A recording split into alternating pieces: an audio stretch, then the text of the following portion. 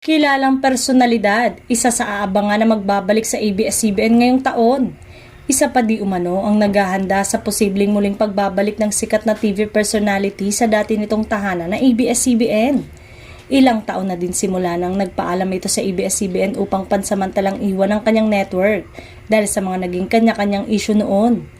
Ngayon daw ay tila panahon na para muling bumalik ito, gayong marami na din umano ang mga stars na nakakabalik ngayon sa kanilang dating TV network. Say nga ay humilom na ang mga issue.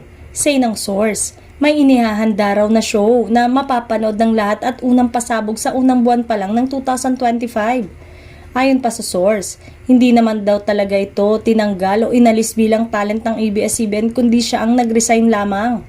Kaliwat kanan man ang batikos noon ay nagkaroon pa daw ng pag-uusap ang mga boss ng ABS-CBN na welcome siya anytime. Anytime ay aabangan ang muling pakikipag-meeting niya kay Carlo Katigbak, head at CEO ng ABS-CBN. Dagdag pa, hanggang ngayon daw ay mahal na mahal ng TV host ang iniwan niyang network, maging ang iniwan na trabaho noon.